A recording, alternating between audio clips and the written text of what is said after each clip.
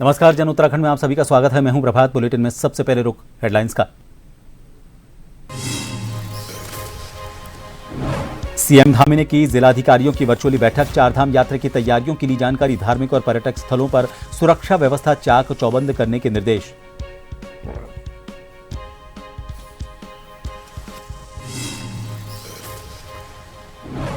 चारधाम यात्रा को लेकर सभी विभागों की तैयारियां पूरी। अधिकारी लगातार कर रहे हैं निरीक्षण।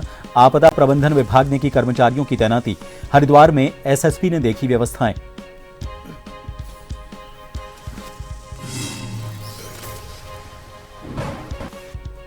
पैंतीस बीघा जमीन खरीद मामले में नगर निगम ने तोड़ी चुप्पी। सभी आरोपों को सिरे से किया खारिज। कहा, जमीन की खरीद हुई नियमों के मुताबिक।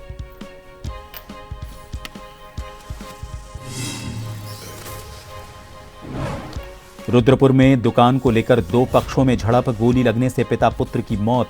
बैंक की नीलामी के माध्यम से हुई थी खरीदी। पुराना मालिक खाली करने की दे रहा था धमकी।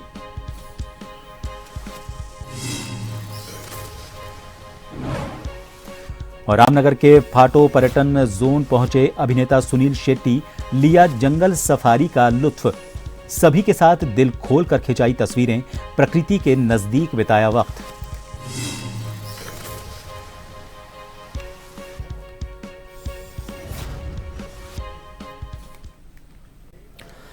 मुख्यमंत्री पुष्कर सिंह धामी ने मुख्यमंत्री आवास से वर्चुअल बैठक के दौरान जिलाधिकारियों को निर्देश दिए कि राज्य के धार्मिक और पर्यटक स्थलों पर सुरक्षा व्यवस्था चाक चौबंद रखी जाए। चारधाम यात्रा के दृष्टिगत भी सुरक्षा व्यवस्था पर विशेष ध्यान दिया जाए। जिलाधिकारियों ने अपने जनपदों में इसकी नियमित निगरानी करने की बात कही। चारधाम यात्रा के दौरान और अन्य महत्वपूर्ण मामलों में विभिन्न माध्यमों से फेक न्यूज फैलाने वालों पर तत्काल कार्रवाई की जाए और जिलाधिकारियों द्वारा सही जानकारी नियमित रूप से विभिन्न माध्यमों से साझा की जाए।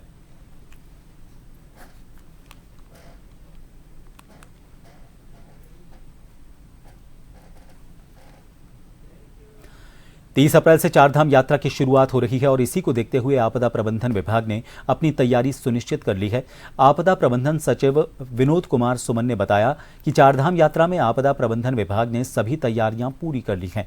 आपदा की स्थिति में सभी यात्रा मार्गों पर भूस्खलन, रास्ता बंद होने पर रास्ते को जल्द खोलने के लिए जेसीबी और अन्य मशीनों की तैनाती सुनिश्चित की गई है, जिसमें पर्याप्त कर्मचारियों की तैनाती की गई है।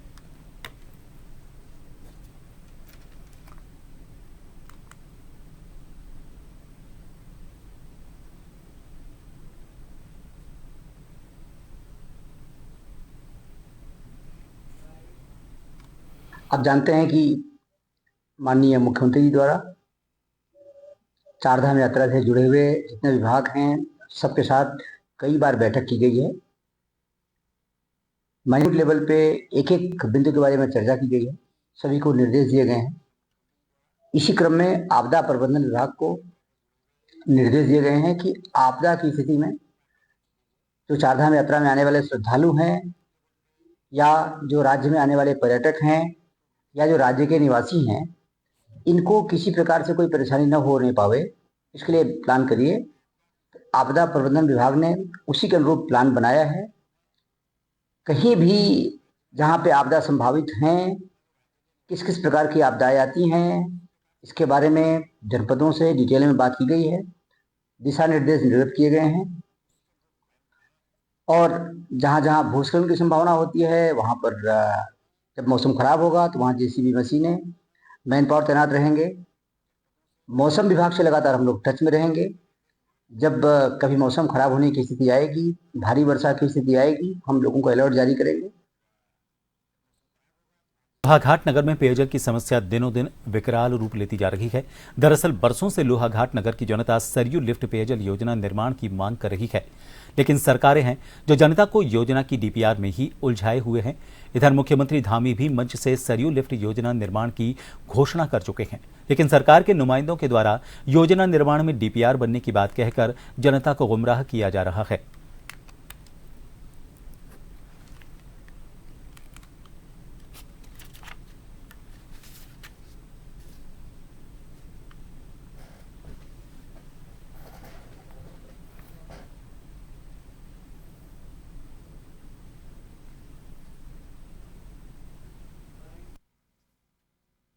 कार्ड संघर्ष समिति के द्वारा ये निर्णय लिया गया है कि जो हमारी सबसे बड़ी मूलभूत समस्या इस नगर की है, जो इससे पहले योजना यहाँ पर हमारी योजना जो चल रही है 35 साल के लिए बनाई थी, लेकिन आज उसको 50 साल से भी ऊपर हो गया है और वो पूरी जीर्ण शीर्ण अवस्था में पहुंच गई है। शासन और प्रशासन से बार बार यहाँ के क्षेत्र के लोगों ने बहुत लंबी डिमांड की है कि भाई इसको सरयू पेयजल योजना से जोड़ा जाए, लेकिन एन कैन में आई गई बातें यहाँ पर होती रही और अभी भी हमारी जो भारतीय जनता पार्टी की सरकार यहाँ पर है उनके द्वारा ये कहा जा रहा है कि इसकी डीपीआर तैयार की जाए, क्योंकि यहाँ का जनमानस हमेशा ठगते आ रहा है। इसलिए सभी लोगों का एक ही विचार है कि जब तक हम एक संघर्ष यहाँ पर नहीं करेंगे तब तक हमें जो है ये सरयू पेयजल योजना नहीं मिल पाने वाली है। इसीलिए इस संघर्ष समिति ने 1 तारीख से इसी पानी की योजना के संबंध में एक धरना प्रदर्शन का कार्यक्रम हमारे उप जिलाधिकारी कार्यालय में रखा गया है।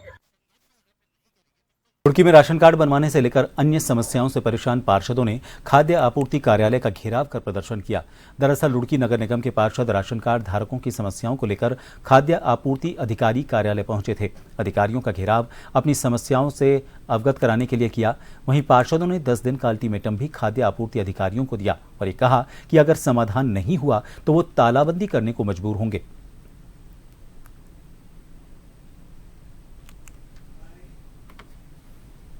खाद्य विभाग में आए, हमारी बहुत सारी परेशानियां चल रही थी। हमारे पास लोग बहुत आ रहे थे कि राशन कार्ड दफ्तर में ये नहीं हो रहा, ये नहीं हो रहा। हमने भी यहाँ कई बार बहुत बार हम आए, लेकिन यहाँ पर कुछ नहीं होता।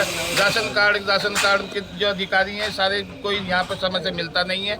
हम कई बार आए राशन कार्ड के लिए कि वाइट राशन कार्ड बना दो, हर काम जो भी काम होता है कहता है ऊपर से बंद है, लाइन बंद है। आयुष्मान कार्ड के लिए हम इतने परेशान हैं। हमारे यहाँ जो लोग बीमार होते हैं वो कहते हैं आयुष्मान कार्ड। अब हमारी दिक्कत यह है कि जब तक ये ऑनलाइन नहीं होता, जब तक वो आयुष्मान कार्ड नहीं बनता। आयुष्मान ये ऑनलाइन करने में इन्हें 2-4 महीने होते। एक महिला ऐसी है जिसका राशन कार्ड के लिए पंकज भाई और मैं बनाने के लिए बहुत दिन तक घूमते रहे। वो महिला एक्सपायर भी हो गई, लेकिन वो नहीं बना।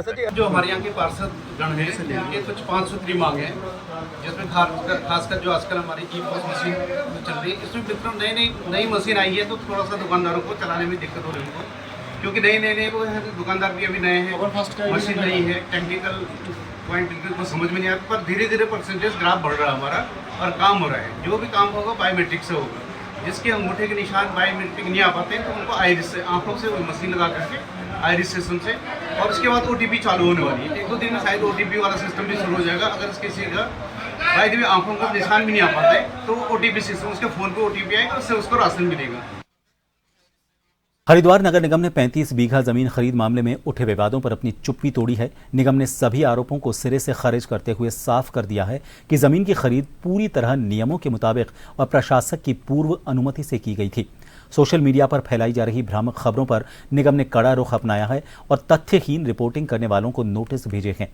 आपको बता दें, हरिद्वार के सराय क्षेत्र में वर्ष 2024 में नगर निगम द्वारा 35 बीघा जमीन का अधिग्रहण किया गया था। अब इस डील को लेकर सोशल मीडिया पर सवाल उठाए जा रहे हैं। कुछ पोर्टल ने बिना किसी जांच के जमीन खरीद में गड़बड़ी के आरोप लगाए थे।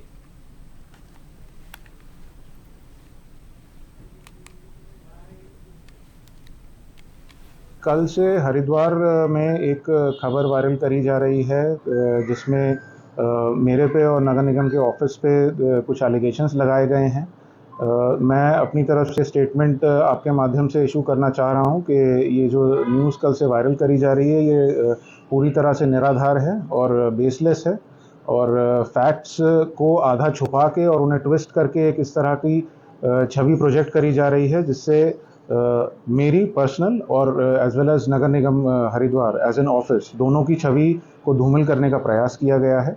और फैक्ट्स को चेक करे बिना और कही सुनी बातों को बिना उनकी पुष्टि करे हुए ये खबरें छापी गई हैं। और जिन 2 पत्रकारों द्वारा ये खबरें कल फैलाई गई है उन दोनों को मैंने अपनी तरफ से नोटिस भी इशू किया है। उनसे स्पष्टीकरण और खबर का खंडन छापने के लिए निर्देश दिए गए हैं। अगर वो ऐसा नहीं करते हैं तो इसमें आगे लीगल कार्रवाई करी जाएगी एंड इफ नीड भी मैं FIR भी फाइल करूँगा। रुकेंगे छोटे से ब्रेक के लिए, बने रहिए जन टीवी पर।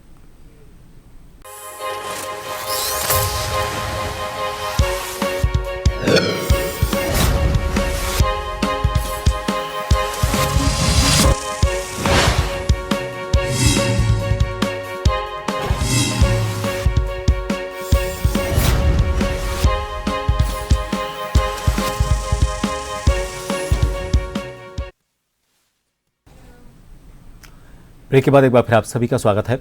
रुद्रपुर में देर रात जमीनी विवाद में कब्जे को लेकर दो पक्षों में विवाद हो गया, जिसके बाद गोली चल गई। इसमें व्यापारी पिता पुत्र की मौत हो गई। बताया जा रहा है कि रुद्रपुर के गल्ला मंडी में गुरमीत सिंह की लुधियाना एग्रो के नाम से दुकान है। उन्होंने बैंक की नीलामी के माध्यम से ये दुकान खरीदी थी, लेकिन दुकान के पुराने मालिक दिनेश सलूजा और अवधेश सलूजा उन्हें दुकान खाली करने की धमकी दे रहे थे। जब गुरमीत सिंह ने दुकान खाली नहीं की तो दबंगों ने देर रात दुकान पर कब्जा करने को लेकर विवाद किया। दोनों पिता पुत्र को गोली मार दी। इधर पुलिस आरोपितों की तलाश में जुट गई है।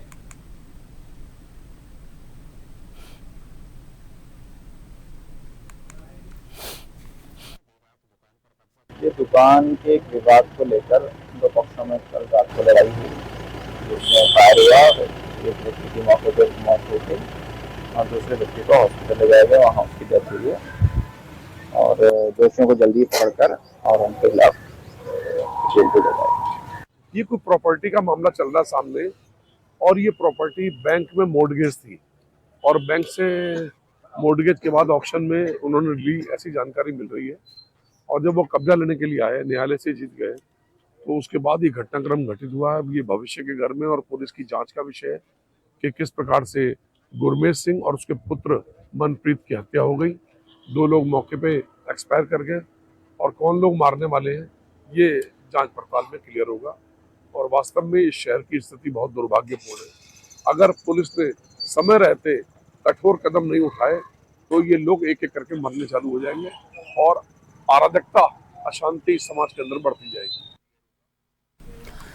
रामनगर वन प्रभाग के सीतावानी भंडारपानी रोड पर ग्रासलैंड का नजारा जितना सुंदर है उतना ही संवेदनशील भी है, जो रामनगर वन प्रभाग के उस हिस्से से होकर गुजरता है जहां घना जंगल, खूबसूरत ग्रासलैंड और एलिफेंट कॉरिडोर है। लेकिन अफसोस कि कुछ लोग इस हरे भरे जीवन में खतरा बनकर पहुंचते हैं। बार बार समझाने के बावजूद कुछ पर्यटक और स्थानीय लोग इस संवेदनशील क्षेत्र में गाड़ी रोकते हैं, पिकनिक मनाते हैं और वाइल्ड लाइफ के करीब जाते हैं और क्षेत्र में सेल्फी लेते हैं। इसी को देखते हुए रामनगर वन प्रभाग ने एक बड़ा और हाईटेक कदम उठाया है। टेढ़ा भंडार मार्ग पर सोलर पावर सीसीटीवी कैमरा और टेलीप्रॉम्प्टर लगाए गए हैं।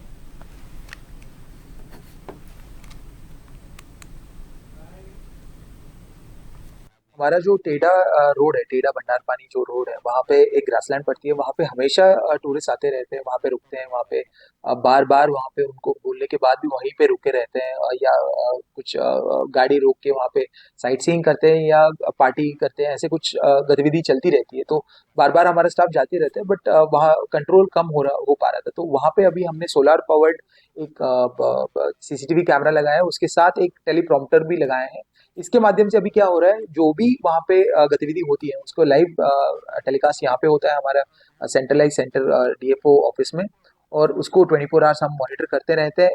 इसके साथ वहाँ पे टेलीप्रॉम्प्टर भी है। अगर कोई रुक रहा है उनको हम यहीं से प्रॉम्प्ट कर देते हैं कि आप यहाँ से हटाइए अपना व्हीकल। अगर नहीं हटाते उन पे जुर्माना भी लगाया जाएगा।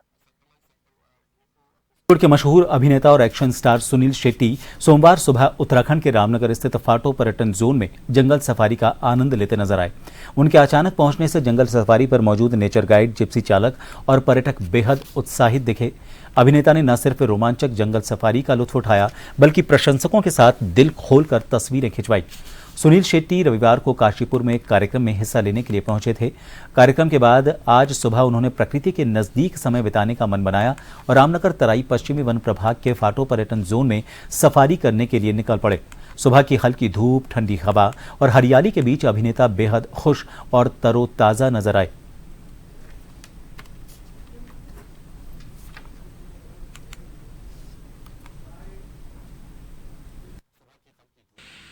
आज हमारे बीच में बॉलीवुड स्टार सुनील शेट्टी जी पहुँचे।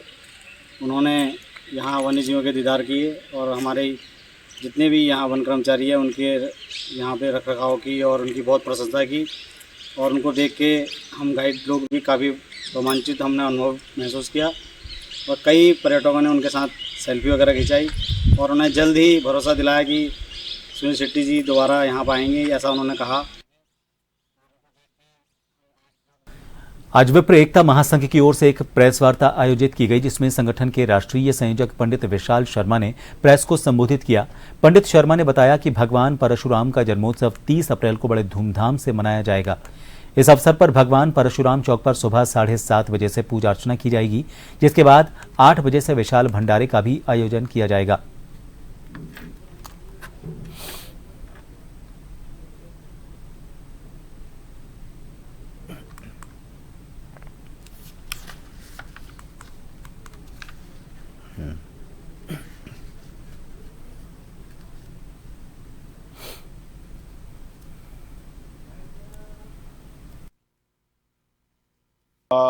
मैं आपको बताना चाहूँ, भगवान परशुराम जी का 30 तारीख को जन्मोत्सव है। बड़ी धूमधाम से बनाने की इच्छा थी, मन था, लेकिन बड़ी पीड़ा के हिसाब से कहना पड़ रहा है। हम इसको बहुत सूक्ष्म रूप में इसलिए मना रहे हैं कि सरकार से हमारी नाराजगी है। होने में हम 30 तारीख को प्रातः 8 बजे से भगवान परशुराम चौक जो कालाडूंगी रोड स्थित है वहाँ पर भंडारा करने जा रहे हैं। लेकिन साथ ही सरकार को एक संदेश देना चाह रहे हैं, अगर 30 तारीख तक भगवान परशुराम जी का जो हम निरंतर कई साल से ज्ञापन के माध्यम से अवकाश की मांग करते आ रहे हैं, अगर सरकार ने हमारी अवकाश की मांग नहीं मानी तो मई में जाकर के हम जो माननीय सीएम धामी जी की जो विधानसभा है वहां पर गोलजू महाराज है जो न्याय के देवता है, वहां पर हम गुहार लगाएंगे कि हमें न्याय मिले ब्राह्मणों को। अगर फिर भी न्याय नहीं मिला तो सीएम आवास में जाकर के हजारों की संख्या में ब्राह्मण अपना जो है वहां पर ये मुंडन के रूप में जो है अपना आक्रोश दिखाएंगे। हरिद्वार की रोशनाबाद में स्थित पुलिस लाइन सभागार में चारधाम यात्रा को देखते हुए एसएसपी हरिद्वार ने ब्रीफ किया और ये कहा कि हरिद्वार चारधाम यात्रा का मुख्य द्वार है। देश के कोने कोने से लाखों की संख्या में श्रद्धालु हरिद्वार आते हैं और फिर यहां से अपनी चारधाम यात्रा के लिए रवाना होते हैं। यात्रा सीजन को देखते हुए हरिद्वार एसपी ने पुलिसकर्मियों को ब्रीफ करते हुए अपनी ड्यूटी के प्रति सचेत रहने को कहा। एसएसपी हरिद्वार प्रमेंद्र सिंह डोभाल ने बताया कि चारधाम यात्रा को देखते हुए 2 सुपर जोन और 9 सेक्टर में विभाजित किया गया है। साथ ही वीकेंड पर होने वाली भीड़ में जाम के हालात न बने, इसके लिए भी सभी प्लान बनाए गए हैं।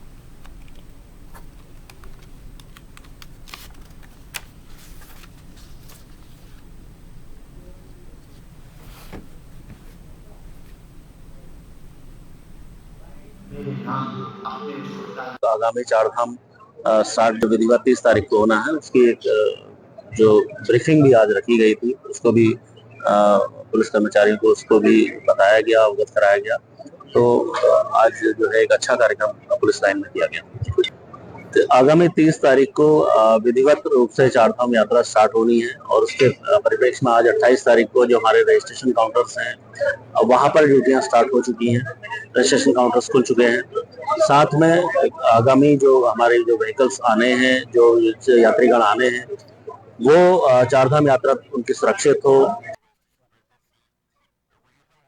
जम्मू कश्मीर के पहलगाम में आतंकी हमले के बाद चारधाम यात्रा पर आने वाले हिंदू पाकिस्तानियों का रास्ता भी बंद हो गया है। अब ये पाकिस्तान के हिंदू यात्री चारधाम यात्रा नहीं कर सकेंगे। राज्य सरकार ने इन सबके रजिस्ट्रेशन कैंसिल करने का फैसला किया है। ऐसे तकरीबन 77 पाकिस्तानी हिंदू नागरिकों ने यमुनोत्री, गंगोत्री, केदारनाथ और बद्रीनाथ धाम आने के लिए रजिस्ट्रेशन करवाया था।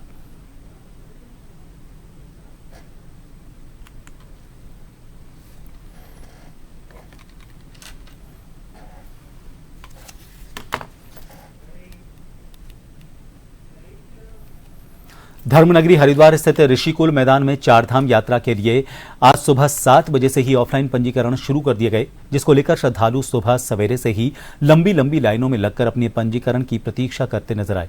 चारधाम यात्रा को लेकर देश के अलग अलग राज्यों से आए श्रद्धालुओं में काफी उत्साह देखा जा रहा है।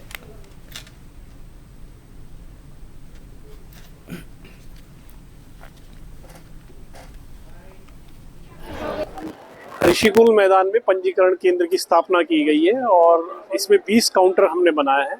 20 काउंटरों में 3 काउंटर हमारे 3 काउंटर इस प्रकार के हैं। विकलांग के लिए पृथक से बनाया गया है, सीनियर सिटीजन के लिए बनाया और विदेशी पर्यटकों के लिए बनाया गया। आज जैसे कि मैं देख रहा हूँ विदेशी पर्यटकों में नेपाल के करीबन 25 लोग आए हैं। देवभूमि द्वारका डिस्ट्रिक्ट है और यहाँ पे बहुत बढ़िया है, आयोजन भी बहुत बढ़िया है। जो पंजीकरण का सिस्टम है वो बहुत ज्यादा बढ़िया है और हमको चारधाम यात्रा में जाना है 29 डेट को, तो अभी उत्साह बहुत ज्यादा है। पहली बार जा रहा हूँ तो उत्साह तो रहेगा ही। पंजीकरण हो गया? पंजीकरण अभी ऑफलाइन करवाया है, हो गया है, परफेक्ट हो गया, कोई दिक्कत नहीं है। ऊपर जाके पता चलेगा कि क्या है। कब यात्रा शुरू करेंगे? ये 29 को ही जाएंगे। 30 तारीख को मेरा यमुनोत्री का दर्शन है। सभी खबरों के साथ जन उत्तराखंड में फिलहाल के लिए इतना ही। नमस्कार।